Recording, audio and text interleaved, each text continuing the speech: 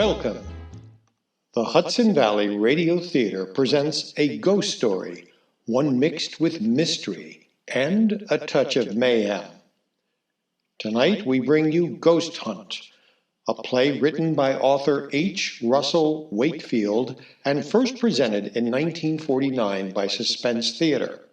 Edited, recast, and produced by Hudson Valley Radio Theatre, Ghost Hunt concerns a disc jockey who takes his live program to a haunted house. This spirited tale is brought to you by Studio KTM, the Hudson Valley's certified organic hair salon. And now, we take you back to the big band era and the studio of celebrated radio personality, Smiley Smith.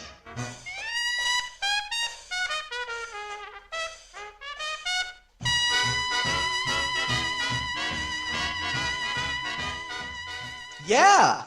Didn't that leave you high, huh? Left me feeling treetop tall. That was Louis Armstrong's I Can't Give You Anything But Love.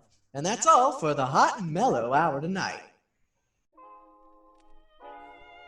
Yes.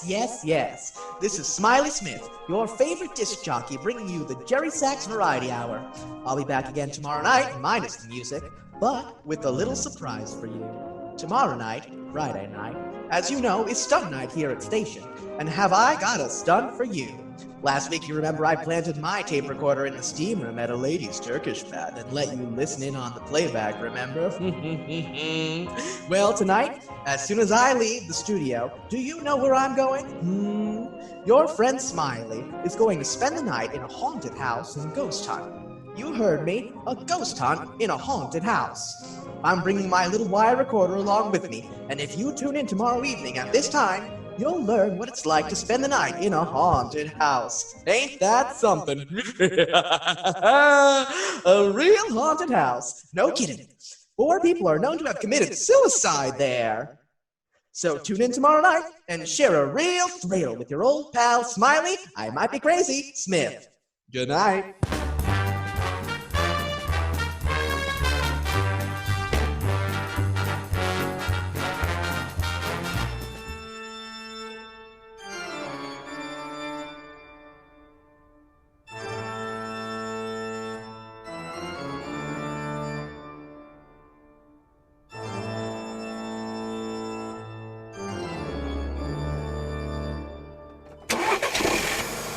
Care for a cigar, Mr. Thorpe? I've got some cigars in the dash there. No. Well, there's no reason to carry a chip on your shoulder, Mr. Thorpe. Oh, really? Well, I don't like this fool stunt. Why, I don't see it as a fool stunt at all. I really don't. I think it's the only way you're gonna unload this house. Ordinary selling methods don't work in a case like this. Now don't forget the reputation saddling on this house. 4 suicides since 1939. You know what people call it? The death trap? Yes, it's a lot of nonsense. Sure, but try to convince people of that. Anyway, when this disc jockey offered me the chance to kill all these rumors about the death trap, about the property, naturally I jumped and took him up on it, especially since it don't cost a cent. You sure about that? I'm not liable for a penny? Not a cent. We're doing him a favor letting him use the place, he said. Thanked me for the chance last night when I drove him out of here. So one hand washes the other, as the feller said.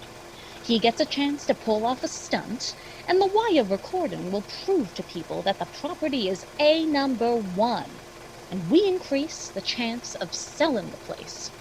Well, as long as it doesn't cost me anything. Not a thing. He's using his own recorder, and I'm paying for the rental of a couple of walkie-talkies he hooked up to it. Well, what about this, Reed?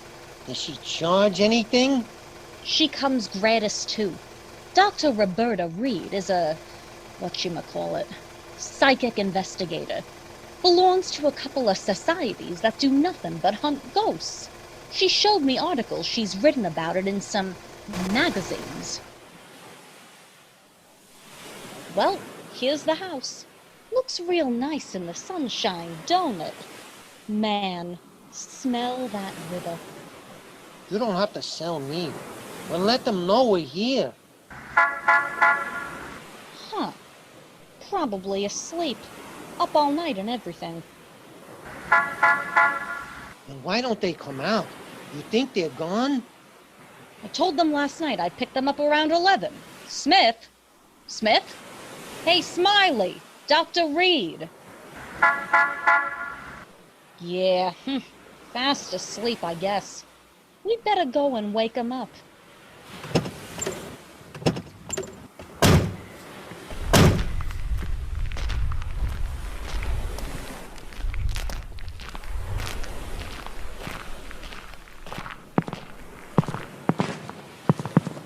Of course, they may have taken the bus back to town. Oh, no, no, no. It's a 2-mile hike back to the main highway. Smith! Hey! Smiley! Where are you? Wake up! You don't suppose, do you? Oh, no, no, no. Smith! Dr. Reed! What's that? That clicking noise from in there.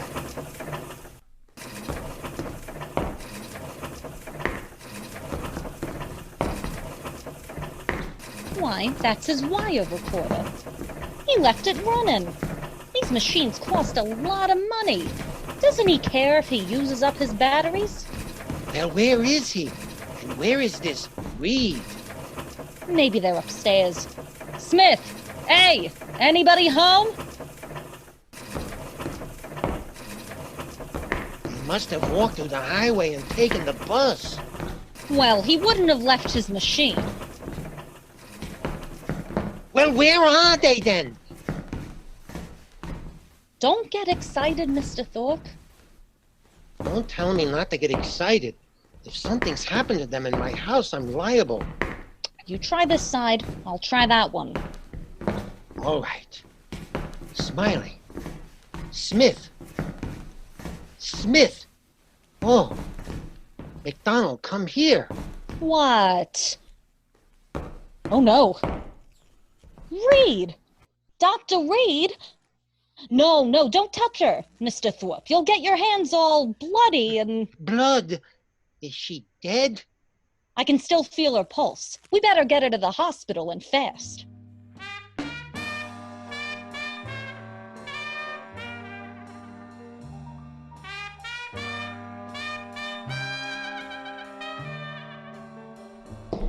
Care for a cigar, Mr. Thorpe? No, thank you. Why not try to relax? The nurse said Reed would be all right as soon as she had a blood transfusion. You told the radio station to be sure and call us as soon as they had any word about Smith? Yeah, I told him. Why don't you sit down? Oh, I'm all 6s and 7s. What do you suppose happened out there last night? Well, we're going to know in just a second, just as soon as I can get this recorder set up. You don't suppose Smith and Reed got into a fight, do you? There. A fight. Huh. I don't know.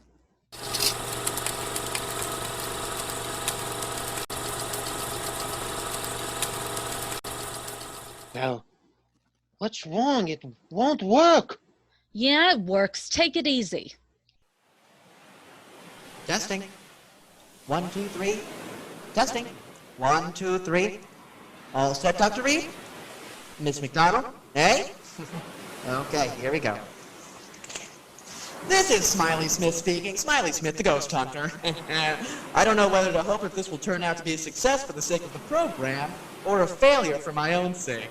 Anyway, all of the preparations have been made now, and it's up to the ghosts. I'd better tell you where we are. Right now, we are standing above the majestic Hudson River. The river is 100 feet away, straight down. The house is perched on a cliff, and there's a sheer drop of about 100 feet, right down into the Hudson. Maybe you can hear the tide coming in? I'll turn up the volume.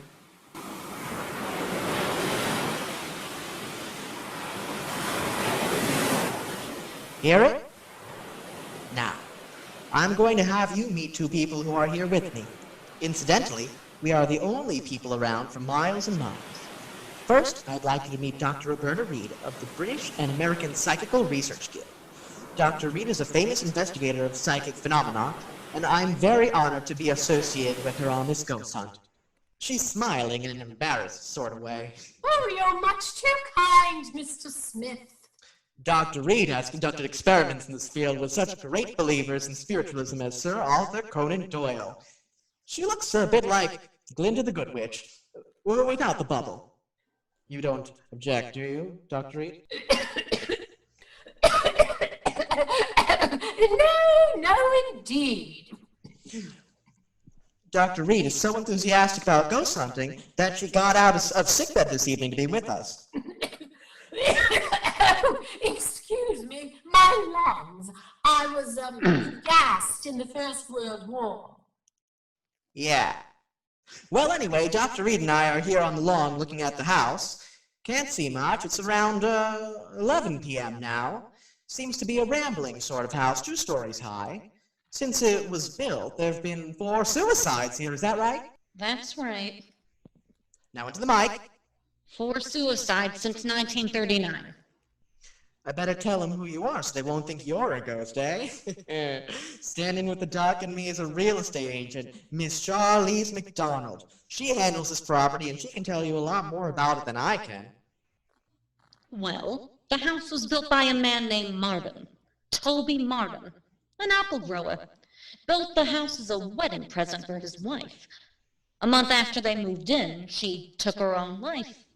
On the day of her funeral, he committed suicide the same way. There have been 2 other cases since then, and... Did they all jump into the river? Yeah, all 4 of them. Right over there. The last one was actually seen doing it. About 3 years ago. He was seen running like all out towards the edge of the cliff, and he was shouting and laughing and yelling and screaming as though there was people beside, running right along with him. You're kidding. No, it's a fact. He was laughing and yelling and running and screaming, and when he got to the edge, right over there, he jumped and never came above water.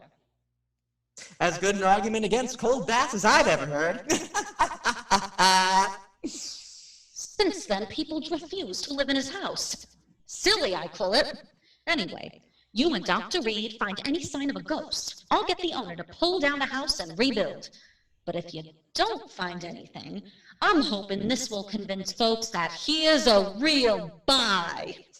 Well, okay, Mr. Smith. You and the doctor are on your own.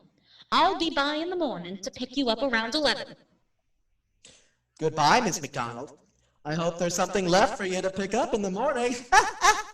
Well, it's almost pitch black, folks. I guess Dr. Reed and I ought to begin. I don't believe in ghosts, never have, but what I say is this. If you're dead set on looking for them, this is a dandy place to do it.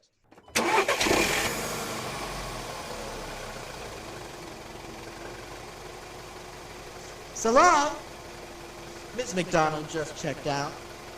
And then there were 2. Oh, well, 3. Oh, my dog. Oh, yes. Folks, I have my dog Minnie with me. She's a wire-haired terrier. She's 3 years old and she can talk. Say hello, Minnie. Come on, Minnie, say hello. Come on. Well, anyway, she's a wild-haired terrier and she's 3 years old. Should we go inside now, Dr. Reed? I was just about to suggest it.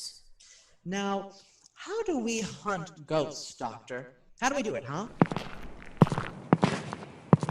We don't really hunt them.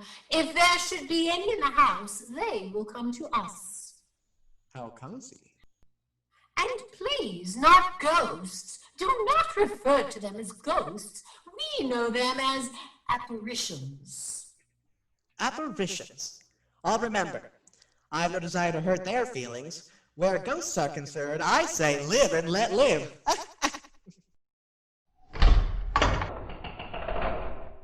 Well, we've opened the front door now. Maybe you heard the hinge squeak a little. Now we're standing here looking in. Can't see much. Smells sort of musty and damp. What's the matter, Minnie? What's the matter, girl? Minnie! Oh, come on now, come on. My dog seems to object to entering this house. She has all 4 feet braced, and she's straining against the leash. Perhaps she senses something we don't. Like apparitions, maybe. Yes, it's not unusual. Animals lack the veneer of sophistication we humans possess. They are more sensitive to such emanations. Yeah, well, come on, Minnie, stop this nonsense. She probably smells a mouse or a rat or something. Come on, Minnie. We're going in whether you like it or not. There's a short entrance hall, and over there, at the end of it, is a flight of stairs leading to the 2nd floor. Minnie? And over here to the left is what seems to be a large reception room. We're entering this large room now. There are windows over there, French windows, and through them I can see the river. The electricity hasn't been turned on, so all I have to see by is this flashlight. Not a very powerful one at that.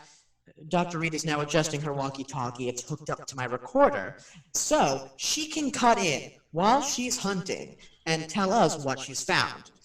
Here's a few words from Doc before she sets forth on her investigation through the house. Ladies and gentlemen,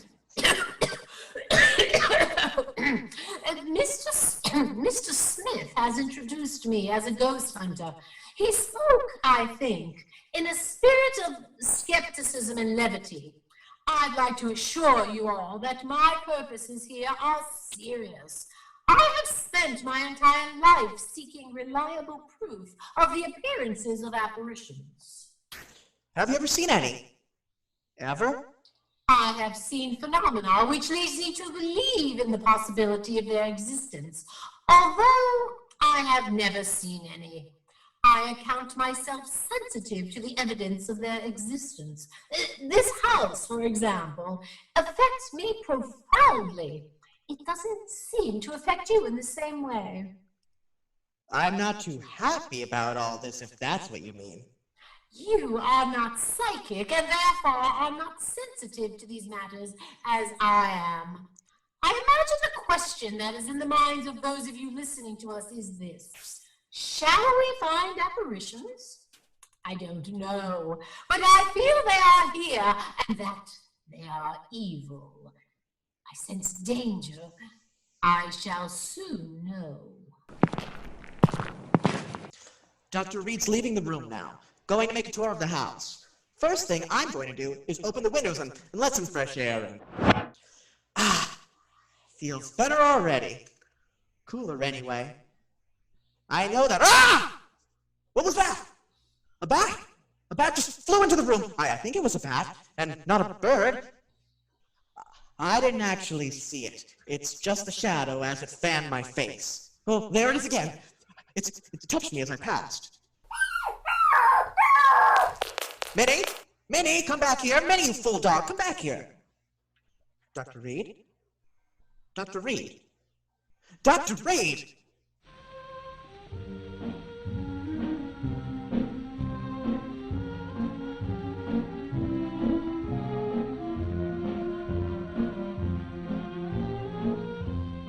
So ends the first half of Hudson Valley Radio Theatre's production of Ghost Hunt.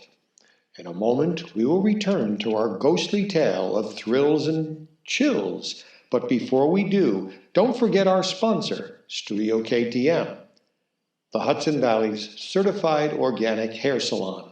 For more information, visit studioktm.com. And now, we return to Smiley Smith and a dark and disturbing mansion high above the shores of the majestic Hudson River.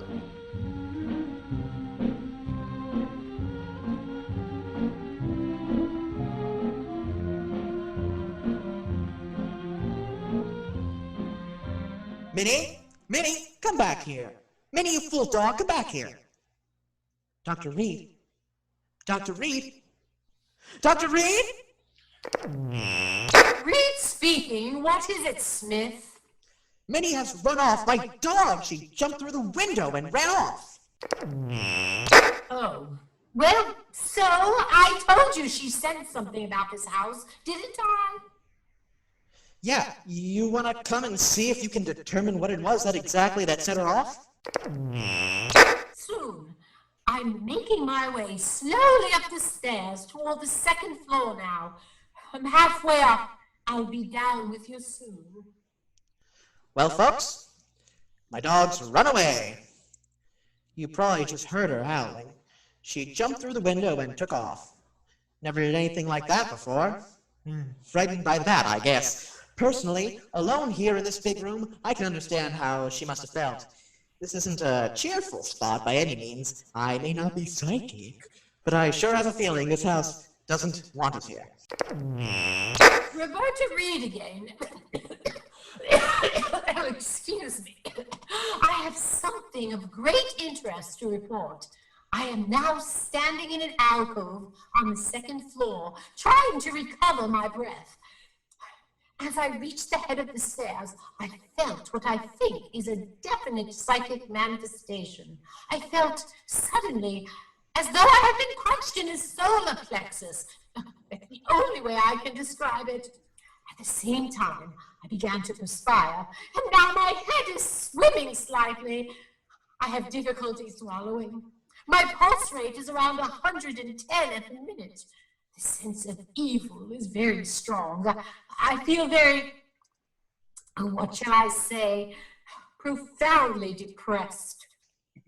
You want me up there? No, I prefer to remain up here all alone. The presence of a disbeliever such as you might interfere with my investigation. Oops. I'd like you to get a picture of what it's like here. Very quiet, for one thing. I've never been in such a quiet place. And it's pretty dark. No lighting, except for my flashlight. Tell you what.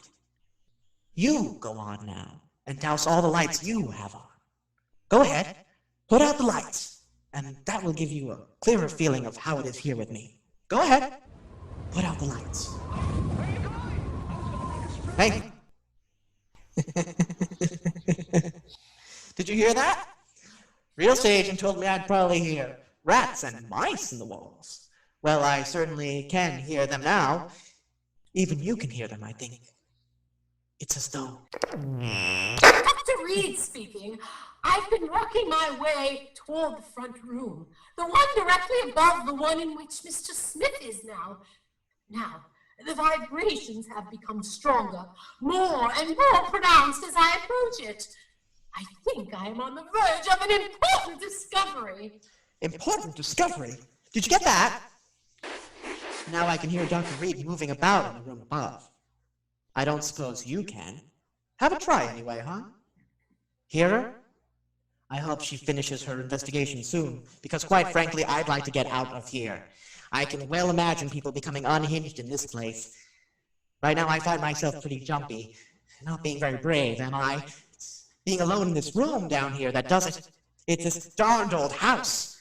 I mean, you know, the atmosphere is so very... I only wish to make this hurried report before continuing with the investigation in this room. I have carefully sounded out all the parts of this room, and the emanations are most strong from what appears to be a closet, before which I am now standing. As soon as I open the door to this closet, I will have, I think, a thing of great interest to communicate. I find no key to the lock, and so I will attempt to remove the hinges with my penknife, and I will tell you what I find as soon as I open it. I'll tell you what it would cost to get me to open that door. In the basement of 4... Oh, there's that bat again! It seems to like me, the way it keeps... Every time it passes, it touches my face or my neck with its wings. Smelly things. Bats. I don't suppose they bathe very often, if at all. I wonder how... Get away, you bat! This bat'll be the death of me. Hey, it's like a little jingle, isn't it? Bats will be the death of me, the death of me, the death of me. Bats will be the death of me. It isn't far from London. No, that isn't the way it goes. Come down to the queue. Lilac time, come down to the queue. Lilac time is far. Boy, I haven't thought of that since I was a kid in grammar school. Gee, I had a lonely childhood when you come right down to it. I mean, Well, that's my affair, isn't it? Yes, it is. It certainly is. I have succeeded in removing the hinges to the door, and I find inside that it is not a closet, but much larger. It is, I think, a dressing room. I have not yet been inside, but I am about to enter. Well, what was I talking about? Oh, yes, bats. Well, the bat flying back and forth in this room. Did you hear that? Did you hear it? Dr. Reed must have knocked something over in the dressing room. A chair, huh? Yeah, a chair. A heavy chair by the sound of it. This chair, or whatever it was, must have fallen right over my head. That's the way it sounded. I can see a small stain forming on the ceiling right over my head. Something ran across my foot just then. A rat, I think it was. I have always hated rats. Most people do, of course. That stain up there bothers me. It has gotten so big so soon. I think I'll take a chance and bother Reed and ask her what it is. Dr. Reed! Reed! Can you hear me? Are you all right? Hello? Well, she didn't answer. I think she's just a little bit deaf. Think so. What do you suppose she's found, huh? I'm afraid this is rather dull for you listeners. I'm not finding it so, of course. There! I heard her cough. Frank, did you hear that cough? I hope she's all right. She's got out of the sickbed to come here this evening, you know. She was gassed during the First World War, and this place is starting to get on my nerves just a wee bit, just a teeny weeny bit. Reed speaking.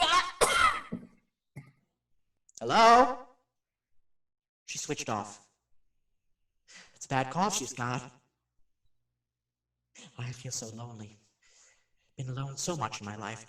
Not so much now, of course, but when I was younger, I was alone so much all of the time. You know, struggling to get ahead, living in a hall bedroom, wondering where my next meal was coming from.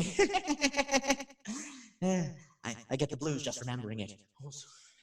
It seems sad, young people having to spend so much time alone. Sad for old people, too, of course. I'm saying of course a lot. Of course I am. Hey, that stain on the ceiling! It's grown amazingly.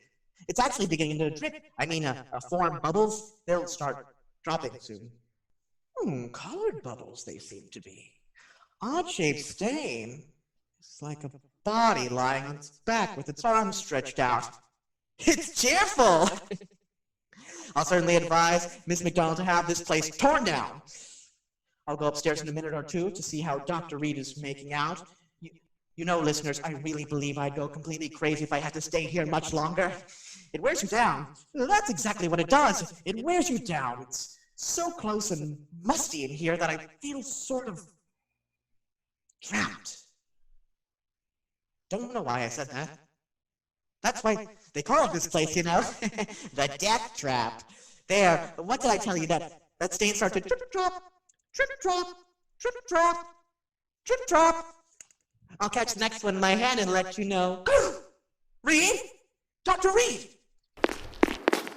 I'm going upstairs now, listeners. I'm afraid something has happened to Dr. Reed. I'm not kidding now. I mean, this is on the level.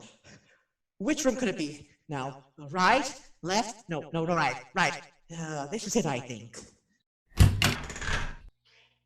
Well, evening, gentlemen. And madame, I'm so glad to see you. I was just aching to see somebody, anybody. I've been so lonely down there. Now, what have you done with the doctor, huh? I know she's been hurt. See the color of the bubble on my hand? What have you done with her? Make way, gentlemen, please, make way. Well, if this isn't the funniest darn thing! This can't be Dr. Reed lying here! Now, don't grab me, gentlemen, don't grab me, please, huh? Huh? You want me to go where with you? You want me to do what? Speak up, gentlemen! To the cliffs. Down to the cliffs? You mean right now? Well, all right. Well, if you'll come with me. I don't want to be alone anymore. You will come with me. All of you. All four of you. You two men? Oh, good. Good. Come on, then. To the cliffs. To the cliffs. To the cliffs. To the... He jumped over the cliff. He jumped over the cliff. MacDonald, he jumped over the cliff. Miss MacDonald, Mr. Thorpe, you may come in to see Dr. Reed now. What? Dr. Reed is conscious. You may see her now. Is she able to talk? Just for a few minutes. In here. Come in, please. How are you, Dr. Reed? We've been waiting to see you. Yes, and I must apologize. I had a most unfortunate accident, a hemorrhage. A hemorrhage? Yes, my lungs, you know. Now, please. Hemorrhage? Dr. Reed, what happened in that house? And what happened to Smith? We've just been listening to a playback of the recordings you made out there. Smith, isn't he with you? We've just heard the recording, Dr. Reed. Smith jumped over the cliff into the river. Oh, that poor boy. Dr. Reed, will you please tell us what happened? From what we heard on the recording, there were ghosts in that house. Ghosts? I didn't see any ghosts. But Smith, what about him? If he went over the cliff, it was fear that drove him over. But... Please, I did not see any ghosts. And as for that unfortunate young man, who can say now what he saw or thought he saw?